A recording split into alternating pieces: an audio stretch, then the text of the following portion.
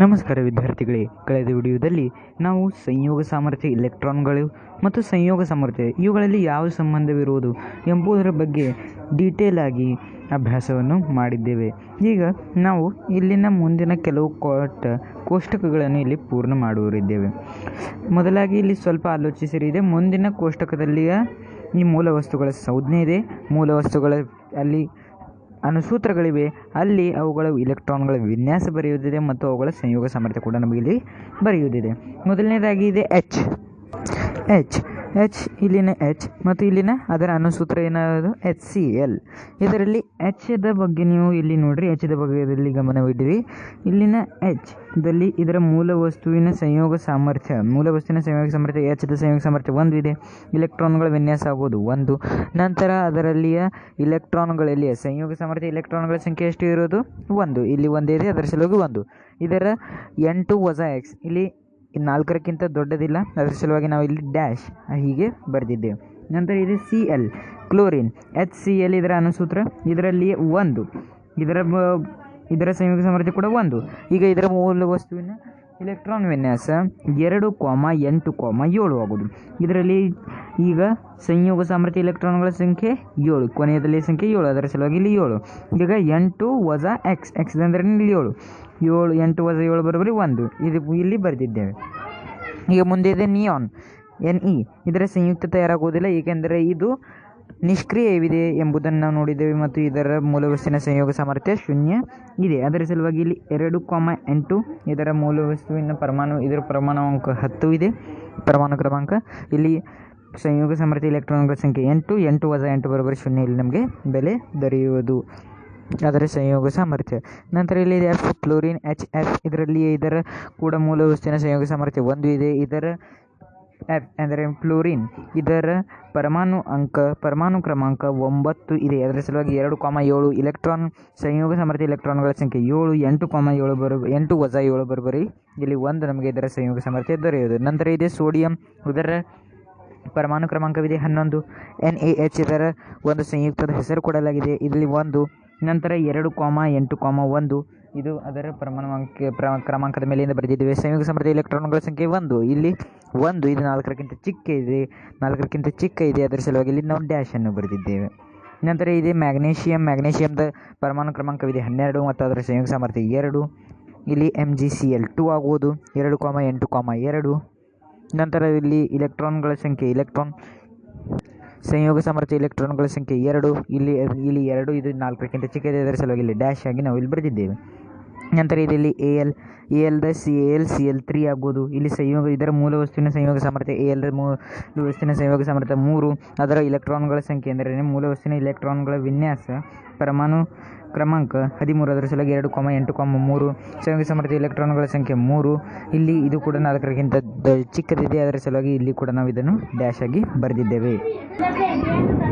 ಈ ಪ್ರಕಾರವಾಗಿ ನಾವು ಇಲ್ಲಿ ಟೇಬಲನ್ನು ಪೂರ್ಣ ಮಾಡಿದ್ದೇವೆ. ಈ ಕೋಷ್ಟಕವನ್ನು ಪೂರ್ಣ ಮಾಡಿದರೆ ನೀವು ಇದರಲ್ಲಿ ನೀವು ಗಮನಿಸಿದರೆ ನಿಮಗೆ ಇದು ಒಂದು ಕಂಡು ಬರುವುದೆಂದರೆ ಇಲ್ಲಿ MgCl2 ನೋಡ್ರಿ. ಈ Mgದಲ್ಲಿ ಈ ಇಲ್ಲಿ MgCl2 ಅಲ್ಲಿ ಇಲ್ಲಿ 2 ಇದೆ, Cl2 ಇದೆ, ಇದು 2. ಇದು Mgದ ಸಂಯೋಗ ಸಾಮರ್ಥ್ಯ ಇದೆ ಮತ್ತು ಇಲ್ಲಿ Cl ಇಲ್ಲಿ 1, ಯಾವುದೇ ಸಂಖ್ಯೆ ಇರಲಿಲ್ಲ ಅಂದರೆ 1 ಇರೋದು, ಅದರ ಸಲುವಾಗಿ ಇಲ್ಲಿ 1. ಇದು Clದ ಸಂಯೋಗ ಸಾಮರ್ಥ್ಯ ಇದೆ. ಮತ್ತು ನೀವು ಇದು ಕೊಡಗು ನೋಡಿದರೆ ಅಂದರೆ ಇಲ್ಲಿ ಕೂಡ ನೋಡಿರಿ, ಇಲ್ಲಿ CH4 ಇದರಲ್ಲಿ C ಇದರ ಸಂಯೋಗ ಸಾಮರ್ಥ್ಯ 4 ಇಲ್ಲಿ ಇದೆ ಮತ್ತು ಇದು H ಇದರ ಸಂಯೋಗ ಸಾಮರ್ಥ್ಯ 1 ಇಲ್ಲಿ ಇದೆ. ಮತ್ತು ಇಲ್ಲಿ ಕೂಡ ನೋಡಿದರೆ ಇಲ್ಲಿ Al ಇದರ ಸಂಯೋಗ ಸಾಮರ್ಥ್ಯ 3 ಇಲ್ಲಿ ಇದೆ ಮತ್ತು Cl ಇದರ ಸಂಯೋಗ ಸಾಮರ್ಥ್ಯ 1 ಇಲ್ಲಿದೆ. ಎಂದರೆ ಸಂಯುಕ್ತಗಳನ್ನು ಬರೆಯುವಾಗ ಅದರ ಸಂಯೋಗ ಸಾಮರ್ಥ್ಯಗಳು ಅದರ ಇನ್ನೊಂದು ಯಾವ ಪರಮಾಣು ಇರೋದೋ ಅದರ ಕೆಳಗೆ ಬರೆಯುತ್ತಾರೆ. ಇದು ನಮಗೆ ಪುಸ್ತಕದಲ್ಲಿ ಕೊಡಲಾಗಿಲ್ಲ, ಆದರೆ ನಾನು ನಿಮಗೆ ಇಲ್ಲಿ ಹೇಳುತ್ತಿದ್ದೇನೆ. ಈಗ ಮುಂದಿನ ಪ್ರಶ್ನೆಗಳನ್ನು ನೋಡ್ರಿ. ಮುಂದಿನ ಪ್ರಶ್ನೆ ಇದೆ, ಸ್ವಲ್ಪ ಆಲೋಚಿಸಿರಿ. ಇಲ್ಲೂ ಕೂಡ ನೋಡ್ರಿ, ಪ್ರಶ್ನೆಯನ್ನು ಕೇಳಲಾಗಿದೆ. 4ನೇ ಸ್ತಂಭದಲ್ಲಿ ಎಂದರೆ ಈ ಸ್ತಂಭದಲ್ಲಿ ಈ ಸಂಯುಕ್ತದ ಅಣುಸೂತ್ರದಿಂದ ದೊರೆಯುವ ನಮಗೆ ಇಲ್ಲಿ ಸಂಯೋಗ ಸಾಮರ್ಥ್ಯವನ್ನು ಕಂಡುಹಿಡಿಯಲಿದ್ದಾರೆ. ಈ ಪ್ರಕಾರವಾಗಿ ನಾನು ನಿಮಗೆ ಈಗ ತಾನೇ ಹೇಳಿದ ಟ್ರಿಕ್ ಎಂದರೆ ಹೇಳಿದ ಒಂದು ಗುಣಧರ್ಮದ ಮೇಲಿಂದ ನೀವು ಆ ಸಂಯೋಗ ಸಾಮರ್ಥ್ಯವನ್ನು ಕಂಡುಹಿಡಿಯಬಹುದು. ಈಗ ನಂತರ ಮುಂದಿನ ಪ್ರಶ್ನೆ ಇದೆ ನೋಡ್ರಿ, ಯಾವಾಗ ಮೂಲ ವಸ್ತುವಿನ ಸಂಯೋಗ ಸಾಮರ್ಥ್ಯ ಇಲೆಕ್ಟ್ರಾನ್ ಸಂಖ್ಯೆ ಎಕ್ಸ್ ಇದೆ ಮತ್ತು ಅದು 4ಕ್ಕಿಂತ ಕಡಿಮೆ ಇದೆ, ಇಲ್ಲ 4 ಅಥವಾ 4ಕ್ಕಿಂತ ಕಡಿಮೆ ಇರುವುದು, ಆಗ ಎಕ್ಸ್ ಇದರ ಮೌಲ್ಯವು ಆ ಸಂಯೋಗ ಸಾಮರ್ಥ್ಯಕ್ಕಿಂತ ಹೊಂದುವುದೇ? ಹೌದು. ಎಕ್ಸ್ ಒಂದು ವೇಳೆ ಸಂಯೋಗ ಅಲ್ಲಿ ಇಲೆಕ್ಟ್ರಾನ್ಗಳ ಸಂಖ್ಯೆ 4ಕ್ಕಿಂತ ಕಡಿಮೆ ಇದ್ದರೆ ಆಗ ಅದು ಅದಕ್ಕೆ ಹೊಂದುವುದು ಎಂದರೆ ಇಲ್ಲಿ ಅಲ್ಲಿನ ಸಂಯೋಗ ಸಾಮರ್ಥ್ಯ ಕೂಡ ಇಲ್ಲಿ ಎಕ್ಸ್ ಆಗಿರುವುದು. ಯಾವಾಗ ಎಕ್ಸ್ ಇದು 4 ಅಥವಾ 4ಕ್ಕಿಂತ ಹೆಚ್ಚಾಗಿರುವುದು, ಹಾಗೆ n2 ಎಕ್ಸ್ ಇದು ಮೌಲ್ಯವು ಮೂಲ ವಸ್ತುವಿನ ಸಂಯೋಗ ಸಾಮರ್ಥ್ಯ ಹೊಂದಿಕೊಳ್ಳುವುದೇ? ಹೌದು, ಇದು ಕೂಡ ಹಾಗೆ ಇರೋದು. ಯಾವಾಗ ಸಂಯೋಗ ಸಾಮರ್ಥ್ಯ ಇಲೆಕ್ಟ್ರಾನ್ಗಳ ಸಂಖ್ಯೆ 4 ಇಲ್ಲವೇ ಅದು 4ಕ್ಕಿಂತ ಹೆಚ್ಚು ಇದ್ದರೆ ಆಗ ಅದರ ಸಂಯೋಗ ಸಾಮರ್ಥ್ಯ n2 ಎಕ್ಸ್ ಈ ಸೂತ್ರದಿಂದ ನಮಗೆ ಅಲ್ಲಿ ಕಂಡುಹಿಡಿಯಬರುವುದು. ಮತ್ತು ಇಲ್ಲಿ ಎಕ್ಸ್ ಇದು ಸಂಯೋಗ ಸಾಮರ್ಥ್ಯ ಇಲೆಕ್ಟ್ರಾನ್ಗಳ ಸಂಖ್ಯೆ ಆಗಿರೋದು. ಮತ್ತು ಇಲ್ಲಿ ಇನ್ನೊಂದು ಪ್ರಶ್ನೆ ಕೇಳಲಾಗಿದೆ ನೋಡ್ರಿ, ಈ ಮೂಲ ವಸ್ತುವಿನ ಇಲೆಕ್ಟ್ರಾನ್ಗಳು ಅಷ್ಟಕವನ್ನು ಪೂರ್ಣ ಮಾಡಿದ್ರೆ ಎಷ್ಟು ಇಲೆಕ್ಟ್ರಾನ್ಗಳು ಕಡಿಮೆ ಇರುವುದು? ಅದರ ಸಂಯೋಗ ಸಾಮರ್ಥ್ಯ ಎಷ್ಟು ಇರುವುದು ಅಷ್ಟೇ ಇಲೆಕ್ಟ್ರಾನ್ಗಳು ಅದನ್ನು ಅಷ್ಟಕವನ್ನು ಪೂರ್ಣ ಮಾಡುವ ಸಲುವಾಗಿ ಅಲ್ಲಿ ಕಡಿಮೆ ಇರುವುದು. ಒಂದೇ ಒಂದು ಇಲ್ಲಿ ಅಪವಾದವೆಂದರೆ ಹೈಡ್ರೋಜನ್ ಅದರ ಅಷ್ಟಕವಲ್ಲದೆ ಅಲ್ಲಿ ಅದರ ದ್ವಿಕ ಪೂರ್ಣವಾಗಿರುವುದು. ನಂತರ ಇಲ್ಲಿ ಮುಂದಿನ ಇದನ್ನು ಯಾವಾಗಲೂ ಗಮನದಲ್ಲಿ ಹಿಡಿಯೋದ್ರಿಂದ ಯಾವಾಗ ಒಂದು ಇದರಲ್ಲಿ ಏನು ಕೊಡಲಾಗಿದೆ ನೋಡ್ರಿ, ಯಾವಾಗ ಒಂದು ಮೂಲ ವಸ್ತುವಿನ ಇಲೆಕ್ಟ್ರಾನ್ಗಳ ಸಂಖ್ಯೆಗಳು ಕೊಡಲಾಗಿರುತ್ತದೆ ಮತ್ತು ಅದರಲ್ಲಿ ಸಂಯೋಗ ಸಾಮರ್ಥ್ಯ ಇಲೆಕ್ಟ್ರಾನ್ಗಳ ಸಂಖ್ಯೆಯನ್ನು ಕೊಡಲಾಗಿರುತ್ತದೆ. ಸಂಯೋಗ ಸಾಮರ್ಥ್ಯ ಇಲೆಕ್ಟ್ರಾನ್ಗಳ ಸಂಖ್ಯೆ ಒಂದು ವೇಳೆ 4ಕ್ಕಿಂತ ಕಡಿಮೆ ಇದ್ದರೆ ಅದು ಅಲ್ಲಿನ ಸಂಯೋಗ ಸಾಮರ್ಥ್ಯ ಸಂಯೋಗ ಸಾಮರ್ಥ್ಯ ಇಲೆಕ್ಟ್ರಾನ್ಗಳ ಸಂಖ್ಯೆ ಅಷ್ಟೇ ಇರುತ್ತದೆ. ಒಂದು ವೇಳೆ ಸಂಯೋಗ ಸಾಮರ್ಥ್ಯ ಇಲೆಕ್ಟ್ರಾನ್ಗಳ ಸಂಖ್ಯೆ 4 ಅಥವಾ 4ಕ್ಕಿಂತ ಹೆಚ್ಚು ಇದ್ದರೆ ಆಗ ಅದರಲ್ಲಿಯ ನಮಗೆ ಸಂಯೋಗ ಸಾಮರ್ಥ್ಯವನ್ನು n2 ಎಕ್ಸ್ ಈ ಸೂತ್ರದಿಂದ ಕಂಡುಹಿಡಿಯಲು ಬರೆಯುವುದು. ಈ ಪ್ರಕಾರವಾಗಿ ನಾವು ಇಲ್ಲಿ ಮೂಲ ವಸ್ತುವಿನ ಇಲೆಕ್ಟ್ರಾನ್ಗಳ ವಿನ್ಯಾಸ ಮತ್ತು ಸಂಯೋಗ ಸಾಮರ್ಥ್ಯ ಇಲೆಕ್ಟ್ರಾನ್ಗಳು ಇದರ ಮೇಲಿನ ಸಂಬಂಧವನ್ನು ನೋಡಿದ್ದೇವೆ. ಈಗ ಮುಂದಿನದನ್ನು ನೋಡ್ರಿ, ಸ್ವಲ್ಪ ಆಲೋಚಿಸಿರಿ. ಮೂಲ ವಸ್ತುವಿನಲ್ಲಿಯ ಪರಮಾಣು ಅಂಕಿ Z ಅಂದರೆ ಏನು ಇರುವುದು? ಇದನ್ನು ನಾವು ಇಲ್ಲಿನ ಹಿಂದಿನ ಪಾಠದಲ್ಲಿ ನೋಡಿದ್ದೇವೆ. Z ಅಂದರೆ ಅಲ್ಲಿನ ಇಲೆಕ್ಟ್ರಾನ್ಗಳ ಸಂಖ್ಯೆ, ಇಲ್ಲ ಪ್ರೋಟಾನ್ಗಳ ಸಂಖ್ಯೆ ಇರೋದು. ಇಲೆಕ್ಟ್ರಾನ್ಗಳ ಸಂಖ್ಯೆ ಅಷ್ಟೇ ಪ್ರೋಟಾನ್ಗಳ ಸಂಖ್ಯೆ ಇರುವುದು. ಅದರ ಸಲುವಾಗಿ ಪರಮಾಣು ಅಂಕಿ ಎಂದರೆ ಅಲ್ಲಿನ ಇಲೆಕ್ಟ್ರಾನ್ಗಳ ಸಂಖ್ಯೆ, ಇಲ್ಲವೇ ಅದರಲ್ಲಿ ಪ್ರೋಟಾನ್ಗಳ ಸಂಖ್ಯೆ ಕೂಡ ನಾವು ಅದನ್ನು ಅನ್ನಬಹುದು. ಈಗ ಇಲ್ಲಿ ಮುಂದೆ ಒಂದು ಟೇಬಲನ್ನು ಕೊಡಲಾಗಿದೆ. ಇದನ್ನು ಪೂರ್ಣ ಮಾಡುವುದಿದೆ ನಮಗೆ. ಎಚ್ ಹೈಡ್ರೋಜನ್ದಲ್ಲಿ Z ಇದೆ, ಒಂದು ಬಾಹ್ಯತಮ ಕಕ್ಷೆಯಲ್ಲಿ ಇಲೆಕ್ಟ್ರಾನ್ಗಳಾಗುವ ಒಂದು. ಎಚ್ದಲ್ಲಿಯೇ ಝೆಡ್ದ ಸಂಖ್ಯೆ ಕೊಡಲಾಗಿದೆ, ಒಂದು ಬಾಹ್ಯತಮ ಕಕ್ಷೆಯಲ್ಲಿಯ ಇಲೆಕ್ಟ್ರಾನ್ಗಳ ಸಂಖ್ಯೆ ಕೂಡ ಒಂದೇ ಆಗುವುದು, ಏಕೆಂದರೆ ಅದರ ಪರಮಾಣು ಅಂಕಿ ಕೂಡ ಒಂದೇ ಆಗುವುದು.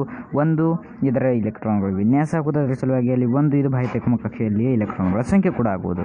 ನಂತರ ಇದೆ ಸಿ ಕಾರ್ಬನ್ದಲ್ಲಿಯೇ ಅದರ ಪರಮಾಣು ಅಂಕಿ ಇದೆ 6, 2,4 ಅದರ ಇಲೆಕ್ಟ್ರಾನ್ಗಳ ವಿನ್ಯಾಸ ಆಗುವುದು, ಅದರ ಸಲುವಾಗಿ 4 ಇಲ್ಲಿ ಅದರ ಬಾಹ್ಯತಮ ಕಕ್ಷೆಯಲ್ಲಿಯೇ ಇಲೆಕ್ಟ್ರಾನ್ಗಳ ಸಂಖ್ಯೆ ಆಗುವುದು. ನಂತರ ಇಲ್ಲಿದೆ 3 ಎಂದರೆ ಇದರ ಇಲೆಕ್ಟ್ರಾನ್ಗಳ ವಿನ್ಯಾಸ ಆಗುವುದು 2,1 ಅದರ ಸಲುವಾಗಿ ಇಲ್ಲಿ ಬಾಹ್ಯತಮ ಕಕ್ಷೆಯಲ್ಲಿ ಇಲೆಕ್ಟ್ರಾನ್ಗಳ ಸಂಖ್ಯೆ 1. ನಂತರ ಇಲ್ಲಿ 8 ಎಂದರೆ 2,6 ಆಗುವುದು, ಅದರ ಸಲುವಾಗಿ ಈ 6 ಇದರಲ್ಲಿ ಬಾಹ್ಯತಮ ಕಕ್ಷೆಗಳಲ್ಲಿ ಇಲೆಕ್ಟ್ರಾನ್ಗಳ ಸಂಖ್ಯೆ ಆಗುವುದು. ನಂತರ ಇರುವುದೇ 7 ಎಂದರೆ 2,5 ಅದರ ಇಲೆಕ್ಟ್ರಾನ್ಗಳ ವಿನ್ಯಾಸದ ಸಲುವಾಗಿ ಇಲ್ಲಿ 5 ಬಾಹ್ಯತಮ ಕಕ್ಷೆಯಲ್ಲಿ ಇಲೆಕ್ಟ್ರಾನ್ಗಳ ಸಂಖ್ಯೆ ಆಗುವುದು.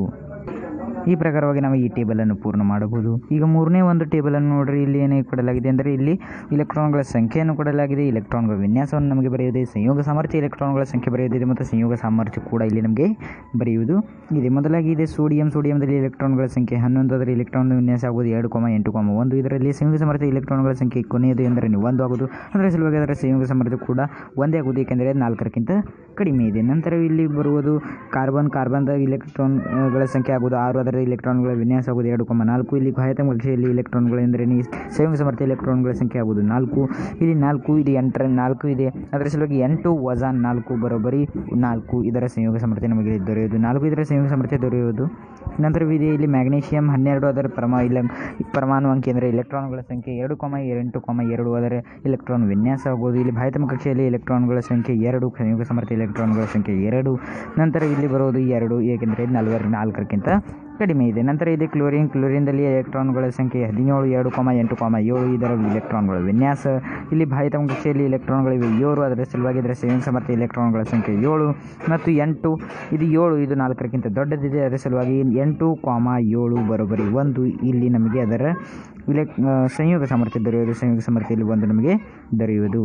ಈ ಪ್ರಕಾರವಾಗಿ ನಾವು ಈ ಟೇಬಲನ್ನು ಪೂರ್ಣ ಮಾಡಬಹುದು. ಈಗ 4ನೇ ಪ್ರಶ್ನೆ ನೋಡ್ರಿ, ಪರಮಾಣು ಕ್ರಮಾಂಕ ಮತ್ತು ಪರಮಾಣು ದ್ರವ್ಯರಾಶಿ ಕ್ರಮಾಂಕ ಇವು ಯಾವಾಗಲೂ ಪೂರ್ಣಾಂಕದಲ್ಲಿಯೇ ಏಕೆ ಇರುತ್ತವೆ? ಪರಮಾಣು ಕ್ರಮಾಂಕ ಮತ್ತು ಪರಮಾಣು ದ್ರವ್ಯರಾಶಿ ಕ್ರಮಾಂಕ ಇವು ಯಾವಾಗ ಪೂರ್ಣಾಂಕದಲ್ಲಿ ಏಕೆ ಇರುತ್ತೆ? ಪರಮಾಣು ದ್ರವ್ಯರಾಶಿ ಕ್ರಮಾಂಕ ಎಂದರೇನು? ಪ್ರೋಟಾನ್ಗಳ ಸಂಖ್ಯೆ ಮತ್ತು ನ್ಯೂಟ್ರಾನ್ಗಳ ಸಂಖ್ಯೆ. ಪ್ರೋಟಾನ್ಗಳ ಸಂಖ್ಯೆ ಮತ್ತು ನ್ಯೂಟ್ರಾನ್ಗಳ ಸಂಖ್ಯೆ ಎಂದರೇನೆ? ಪ್ರೋಟಾನ್ಗಳ ಸಂಖ್ಯೆ ಎಂದರೆ ಪರಮಾಣು ಕ್ರಮಾಂಕ. ಪರಮಾಣು ಕ್ರಮಾಂಕ ಇದು ಯಾವಾಗಲೂ ಧನನೇ ಯಾವಾಗಲೂ ಪೂರ್ಣಾಂಕನೇ ಇರೋದು. ಅದರ ಸಲುವಾಗಿ ಪರಮಾಣು ದ್ರವ್ಯರಾಶಿ ಕ್ರಮಾಂಕ ಪೂರ್ಣಾಂಕದಲ್ಲಿ. ಪರಮಾಣು ದ್ರವ್ಯರಾಶಿ ಕ್ರಮಾಂಕ ಪೂರ್ಣಾಂಕದಲ್ಲಿ ಏಕೆ ಇರುವುದೆಂದರೆ ಪರಮಾಣು ಕ್ರಮಾಂಕ ಪೂರ್ಣಾಂಕದಲ್ಲಿ ಇರೋದು. ಮತ್ತು ಈಗ ಪರಮಾಣು ಕ್ರಮಾಂಕ ಪೂರ್ಣಾಂಕದಲ್ಲಿ ಏಕೆ ಇರುವುದು? ಪರಮಾಣು ಕ್ರಮಾಂಕ ಎಂದರೆ ಏನಿರೋದು? ಇಲೆಕ್ಟ್ರಾನ್ಗಳ ಸಂಖ್ಯೆ ಇಲ್ಲವೇ ಪ್ರೋಟಾನ್ಗಳ ಸಂಖ್ಯೆ. ಈ ಸಂಖ್ಯೆ ಇದು ಅರ್ಧ ಇರಲು ಸಾಧ್ಯವಿಲ್ಲ. ಏಕೆಂದರೆ ಇಲೆಕ್ಟ್ರಾನ್ಗಳು ಅರ್ಧ ಹೀಗೆ ಇರಲು ಸಾಧ್ಯವೇ ಇಲ್ಲ. ಇಲೆಕ್ಟ್ರಾನ್ಗಳು ಅರ್ಧಕ್ಕಿಂತ ಅರ್ಧವೇ ಹೀಗೆ ಇರಲು ಸಾಧ್ಯವಿಲ್ಲ. ಅದರ ಸಲುವಾಗಿ ಅವು ಪೂರ್ಣಾಂಕದಲ್ಲಿಯೇ ಇರುವವು. ನಂತರವಿದೆ ಇಲ್ಲಿ ಪ್ರಶ್ನೆ ನೋಡ್ರಿ. ಸಲ್ಫರ್ದಲ್ಲಿ 16 ಪ್ರೋಟಾನ್ಗಳು ಮತ್ತು 16 ನ್ಯೂಟ್ರಾನ್ಗಳು ಇದ್ದರೆ ಅದರ ಪರಮಾಣು ಅಂಕಿ ಎಷ್ಟು ಇರುವುದು ಮತ್ತು ಪರಮಾಣು ದ್ರವ್ಯರಾಶಿ ಕ್ರಮಾಂಕ ಎಷ್ಟು ಇರುವುದು? ನೋಡ್ರಿ, ಪರಮಾಣು ಅಂಕಿ ಎಷ್ಟಾಗೋದು? ಅದರ ಪ್ರೋಟಾನ್ಗಳ ಸಂಖ್ಯೆ ಎಷ್ಟು ಎಂದರೆ 16 ಮತ್ತು ಪರಮಾಣು ದ್ರವ್ಯರಾಶಿ ಕ್ರಮಾಂಕ ಎಷ್ಟಾಗೋದು? ಪ್ರೋಟಾನ್ ಅಧಿಕ ನ್ಯೂಟ್ರಾನ್ ಎಂದರೆ 16 16 32. ಇಲ್ಲಿ ನಮಗೆ ಪರಮಾಣು ದ್ರವ್ಯರಾಶಿ ಕ್ರಮಾಂಕ ದೊರೆಯುವುದು. ಈ ಪ್ರಕಾರವಾಗಿ ನಾವು ಈ ಪ್ರಶ್ನೆಗಳನ್ನು ಬಿಡಿಸಬಹುದು. ಇಲ್ಲಿ ಈ ವಿಡಿಯೋದಲ್ಲಿ ನಾವು ಈ ಟೇಬಲನ್ನು ಕಂಪ್ಲೀಟ್ ಮಾಡಿದ್ದೇವೆ. ಹಾಗೆಯೇ ಅನೇಕ ಪ್ರಶ್ನೆಗಳನ್ನು ನಾವಿಲ್ಲಿ ಬಿಡಿಸಿದ್ದೇವೆ. ಮುಂದಿನ ವಿಡಿಯೋದಲ್ಲಿ ನಾವು ಸಮಸ್ಥಾನೀಯಗಳು ಎಂದರೆ ಏನೇನು ಎಂಬುದರ ಬಗ್ಗೆ ಅಭ್ಯಾಸವನ್ನು ಮಾಡುವ. ಅಲ್ಲಿಯವರೆಗೆ ನೀವು ಅಭ್ಯಾಸವನ್ನು ಮಾಡಿರಿ.